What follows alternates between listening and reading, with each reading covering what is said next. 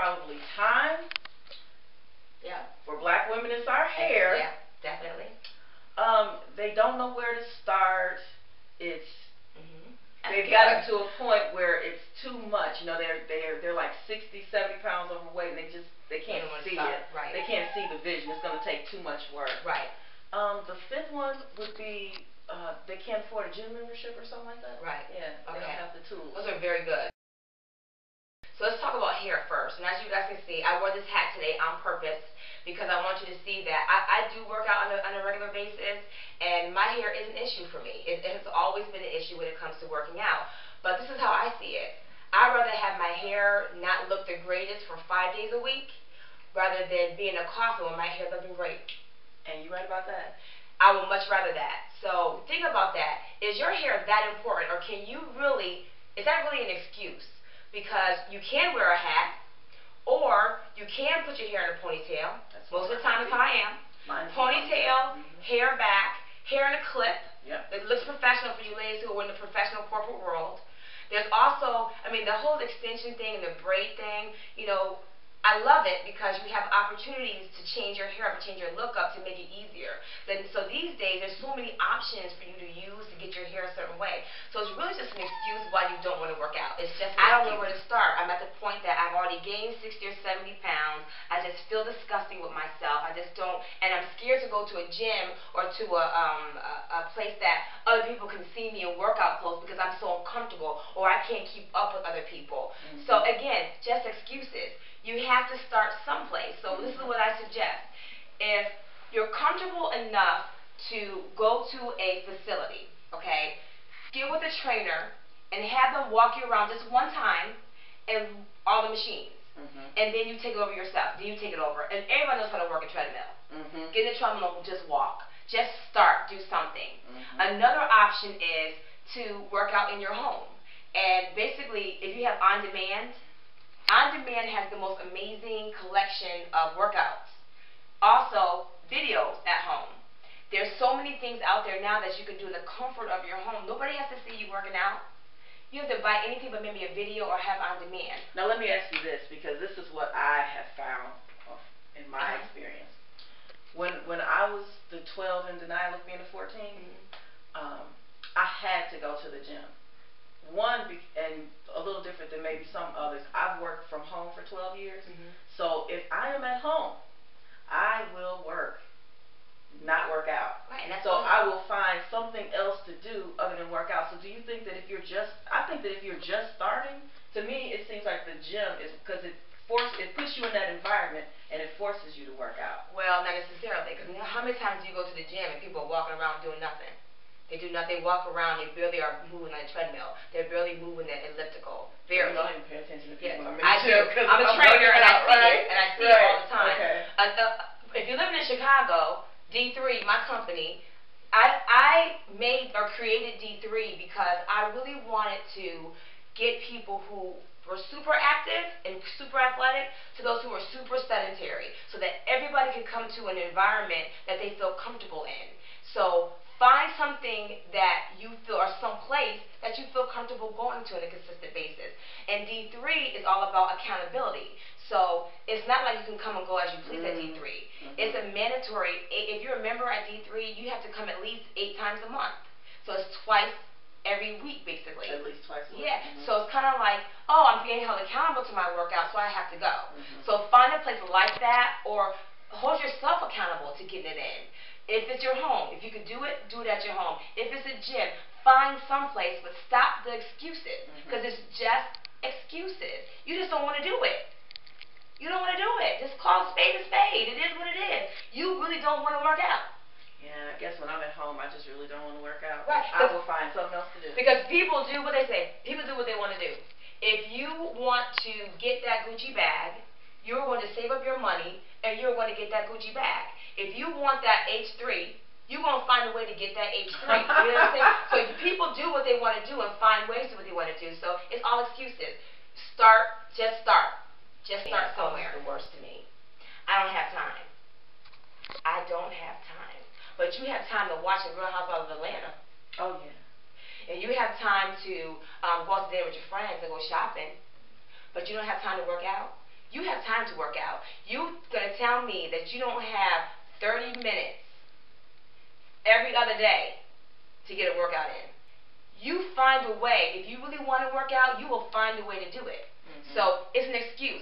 Don't call me and tell me that you don't have time, because that's bull. Because as you're watching The Real Housewives of Atlanta, that mess, you could be on the floor doing some crunches and some burpees and some sit-ups. That could be your time, your half an hour.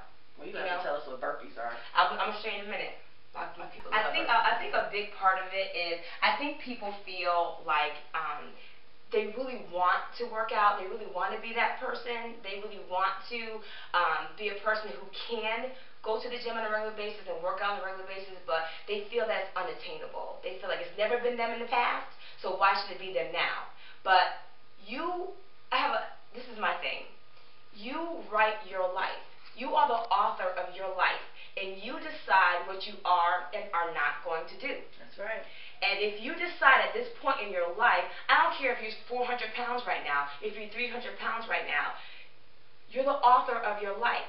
You tell yourself what you're going to do and what you're not going to do. So if you're heavy right now, if you're uncomfortable where you are, if you feel that working out on a consistent basis is unattainable for you, you just told yourself a lie. Because you can do what you really want to do. It's all up to you. It's in your hands. It's in your hands. So you have to decide that that's what you want to do. And then just do it. Just do it. Show up, sign up at a gym, get some jump ropes or some videotapes or whatever you need to do to get it done. Start low and go slow. But you can do it. You just and you need to do it. You need to do it for yourself.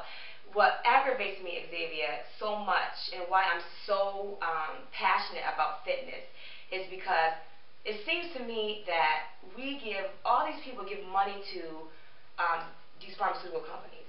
They invest in diabetes medication. You invest in hypertensive medication. You invest in high cholesterol medication. You pay out every month so much money to get these pills because you just don't want to move.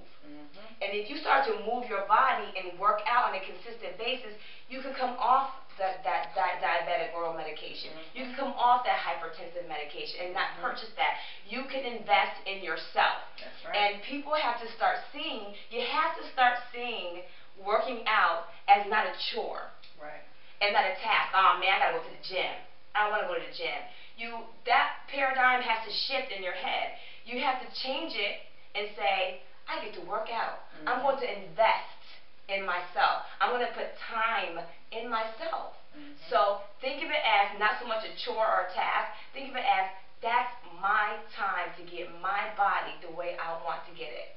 And there's so many benefits to working out, because while I'm on the treadmill or the elliptical, it's like, well, actually it does. When you work out, it releases serotonin and different chemicals in your body. Absolutely. And you just get a whole different energy, and I think a lot when especially with cardio, because when I started working out, you said start low and go slow.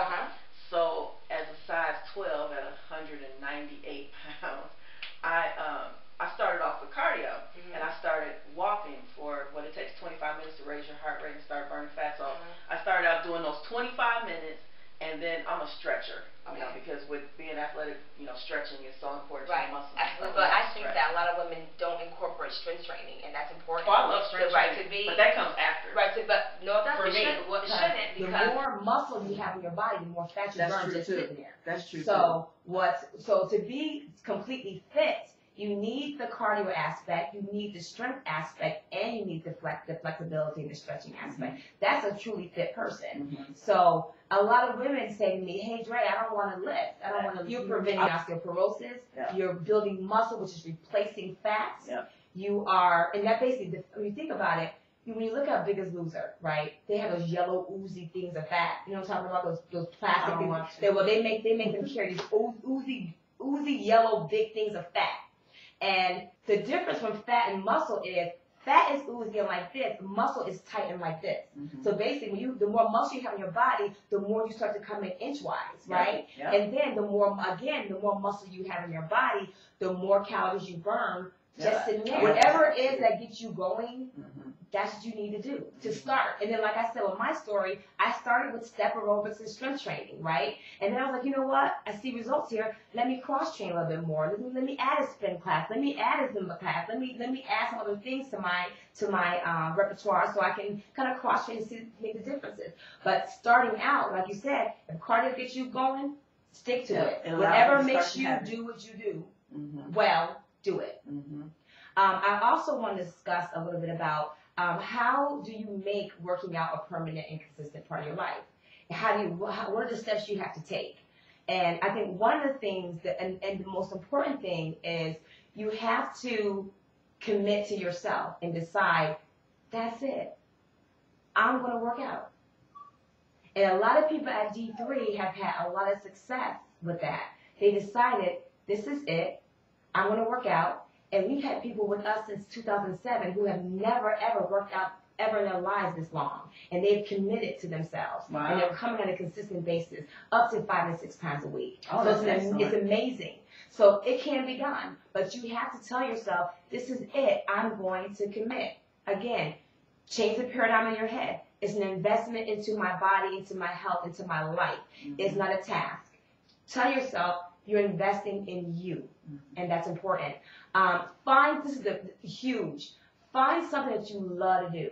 Something that you absolutely love to do. Like a lot of people at D3, they don't like to do the boot camp classes because the boot camp classes, they're very, very tough and they're very cardio related. Some people don't like to run, and that's fine. We have Zumba. They love Zumba because you get in there and you dance. Okay. And you have a great time. And before you know it, the time is up. You're like, oh my gosh, I burned 700 calories. Wow. You know? Okay, that's a good class. Exactly. You have fun and you have a good time. So find something that you really, really love to do that you commit to. Really important. And then also find an environment that you love. Like someplace you want to actually look forward to going to. Oh yeah, I love running at the lakefront in the morning. Then do it. Do what you love to do. Yes. Because people will do what they love to do, right?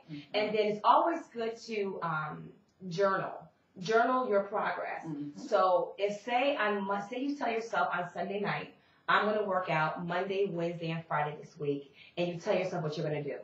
Journal it. Put it down on a piece of paper on Sunday night. Put it on your to-do list, and don't give yourself an out. So you journal it, and then at the end of the week, you look at it and say, man, I did what I said I was going to do. And that makes you feel good when you actually do what you say you're going to do. Yep, it does. It makes you feel like you accomplished the goal. So set out the days you're going to work out to start. Just keep it low and go slow, and then add on. What you got to remember is this is 70% nutrition, 30% working out. So if you really the point of working out and exercise is so important because you want to be healthy. You want to keep your heart healthy. You want to keep your organs healthy, and you want to burn fat. Now, the nutrition part is huge. It's like 70%, and some people say 80% of how your aesthetics and how if you really want to be a certain size, it's what you're putting in your mouth. If you're eating, let me tell you, let me put it like this. If you're eating a donut, you look doughy. If you're eating a burger, you look like you're eating a burger.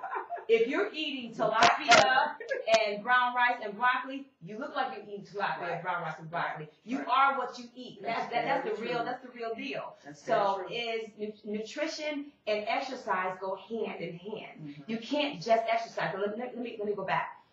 When you first start out, this is what I recommend. This is what I did. This is what worked for me. When you first start out, say you're not eating well and you're not exercising. You got to baby step it. So what I mean is, you start with exercise. That's what I suggest. Start with exercise and keep eating the way you eat normally. Just keep eating because sedentary to moving, you're going to automatically lose weight.